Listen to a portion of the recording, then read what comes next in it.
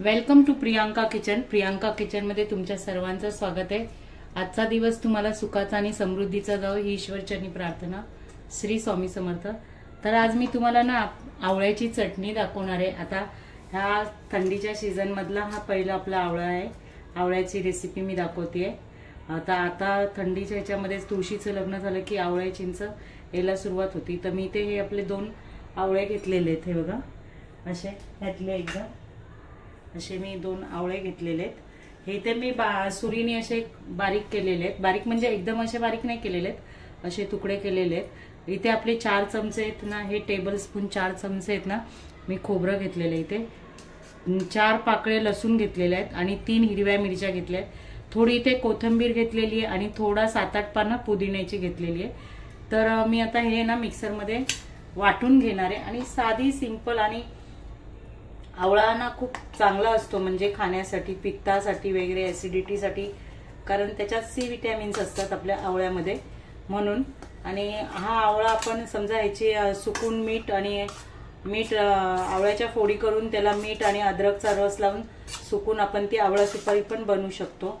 ती पण छान असते प्रवासात वगैरे नेण्यासाठी। आणि आवळा हा सगळ्या ह्याच्यावर गुणकारिक आहे, म्हणजे पोटाचे विकार, ऍसिडिटीचे विकार वगैरे ह्याच्यावर मात करतो आवळा।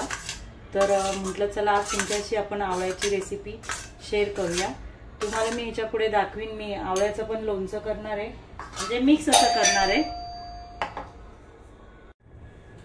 तर आता ह्याच्यात मी आपलं चवीपुरतं मीठ टाकणार आहे। आवळा हा तुरट असतो म्हणून त्याच्यासाठी थोडासा तुरटपणा त्याचा म्हणजे असं कमी करण्यासाठी थोडीशी मी चिमटीभर एवढी इथे आपली साखर टाकते आणि ह्याच्यात पाणी टाकून आपण वाटून घ्यायची आहे।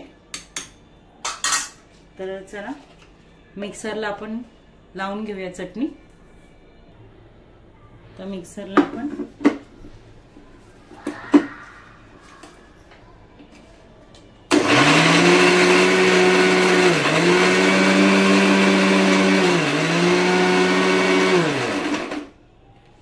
चटणी आपण अशी लावून घ्यायची आहे।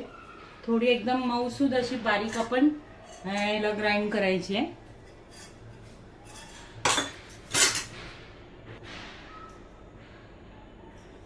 थोडंसं मी ह्याच्यात आपलं पाणी टाकते आणि चमच्याने ही आपण एकसारखी करून घ्यायची अशी।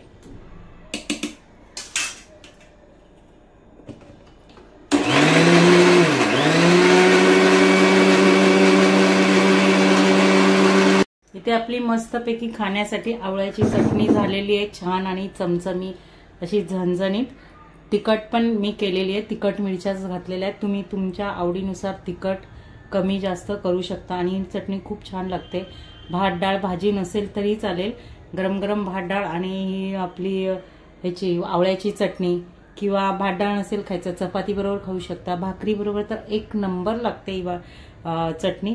तुम्ही अशी ही चटणी करून बघा। आणि हा जर तुम्हाला माझा व्हिडिओ आवडला असेल तर या व्हिडिओला लाईक, शेअर, कमेंट आणि सबस्क्राईब नक्की करा। आणि असेच माझे नवीन नवीन व्हिडिओ तुम्हाला येत राहतील। धन्यवाद।